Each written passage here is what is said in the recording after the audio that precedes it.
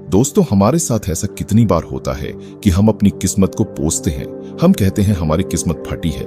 ऐसा मेरे साथ ही क्यों होता है? जब हमारे साथ कुछ बड़ा होता है हम आमतौर पर निराश हो जाते हैं और अपनी किस्मत पर दोष लगाने लगता है। हम यह सोचते हैं कि हमारे भाग्य में उठा पाठक लिखी गई है और सब गलतियां हमारे ही जीवन में क्यों होती। हमें लगता है कि हमारे पास सही चीजों की कमी है जिसके कारण हम अपने लक्ष्य को हासिल नहीं कर पा रहे हैं। कितनी बार हमने बहुत सी चीज बस यह कहकर छोड़ दिए हैं कि किस्मत में होगा नहीं तो मुझे मिलेगा कैसे। हम तो अपने आप को यह तक तसल्ली दिल देते हैं कि इसमें मेरा दोष था ही नहीं, मैं और करता भी। इन क्या ऐसे विचार आपके मन में भी आते हैं? तो यह कहानी आपके लिए। एक दिन एक व्यक्ति महात्मा बुद्ध के पास आया। उसने महात्मा बुद्ध से कहा कि मैं अपनी किस्मत ठीक करवाने आया हूँ। मैं बहुत दुखी राहत हूँ, मैं भी करता हूँ, वह खराब हो जाता है। मेरी किस्मत मेरा साथ नहीं देती। मैंने सुना है कि आप सभी के समस्याओं का समाधान करते हैं। क्या आप मेरी भी फटी किस्मत को सुधार सकते हो महात्मा? बुद्ध जी ने कुछ पाल उसकी आंखों में देखा और उससे पूछा, ये फटी किस्मत तुम्हें कहाँ दिखे? तुम्हें ऐसा क्यों लगता है कि तुम्हारी किस्मत फटी हुई है? उसे आदमी ने कहा, मैं जो भी करता हूं तो वह हो नहीं पता, तो मेरी किस्मत फटी ही हुई। किसी वक्त मेरे पास सब कुछ था, धन सुख आनंद, फिर मेरे माता पिता गुजर गए। जैसे जैसे करके मैंने अपनी खुद की परवरिश की। मैंने जिससे सच्ची माँ से प्रेम किया उसे प्रेमिका ने किसी और से विवाह कर मैंने एक छोटा सा व्यापार शुरू किया। तो जी मित्र के साथ मैंने वह व्यापार शुरू किया, वह मेरा व्यापार ही हड़प बैठा है। मुझे किसी ने बताया कि आप सारी समस्याओं का हल निकाल देते हो।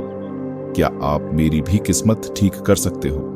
महात्मा बुद्ध ने कहा, लव, तुम्हारी फटी किस्मत मुझे दे दो, मैं अभी उसकी मरम्मत कर देता हूं। व्यक्ति ने कहा, मैं किस्मत को कैसे दे सकता हूं? वह तो दिखाई भी नहीं देती।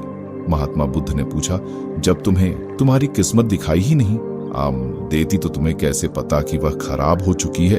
नहीं, मैंने कभी ऐसा नहीं देखा कि मेरी किस्मत सचमुच खराब हो चुकी है। व्यक्ति ने कहा, मेरी किस्मत खराब है तभी तो मेरे साथ सब कुछ गड़बड़ हो जाता है। मेरे बनाए बनाए के मौन पर पानी फिर जाता है।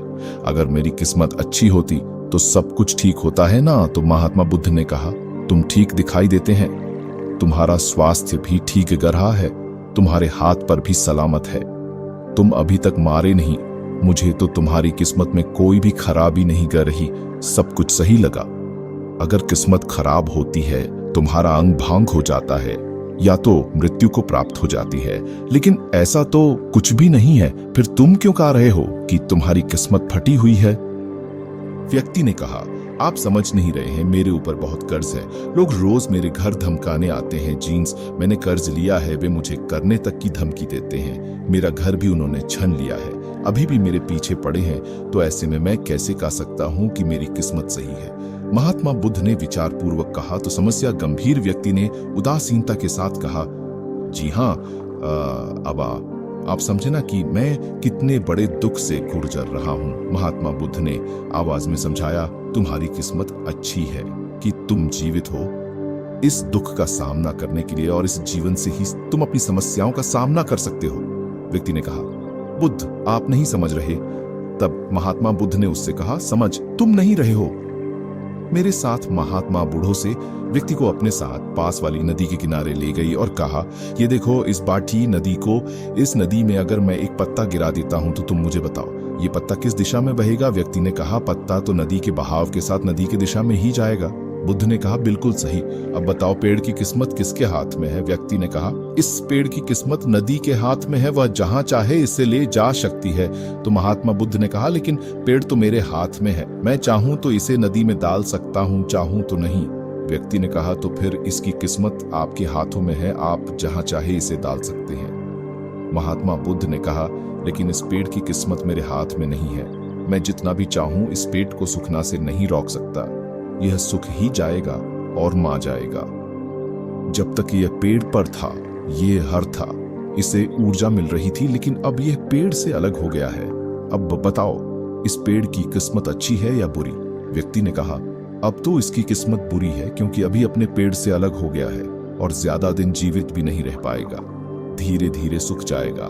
महात्मा बुद्ध ने कहा, अभी ये हमारा नहीं है, अभी भी है, जीवित है, और लाभ ही है कि अभी यह पत्ता वह सब कुछ कर सकता है जो वह पेड़ से लगे रहकर नहीं कर सकता था। बुद्ध ने वह पत्ता हवा में छोड़ दिया, वह उड़कर दूर जान में। तब बुद्ध ने कहा, देखो, पेड़ पर रहकर भी कभी इतनी दूर नहीं जा सकता था, आज इसने स्वतंत्र होकर उड़ने का आनंद लिया है। फिर वह पत्ता उड़कर नदी में जा गिरा। बुद्ध ने कहा, देखा, अब वह पत्ता नदी में तैरने का भी आनंद लगा। और अगर तुम ध्यान से देखो तो यह पत्ता कितने ही छोटे छोटे जीवन को अपने ऊपर बिठाकर नदी के एक किनारे से दूसरे किनारे पहुंच रहा है। इस पेड़ की भी किस्मत अच्छी है, क्योंकि वह अपने नए अवसर को ढूंढने में लगा हुआ है। तुम्हारी समस्याएं तुम्हें उड़ने का अवसर दे सकती है, यदि तुम उन्हें सकारात्मक नजरिया से देखो। उसे आदमी ने वहां खड़ी होकर महात्मा बुद्ध के बटन पर विचार किया।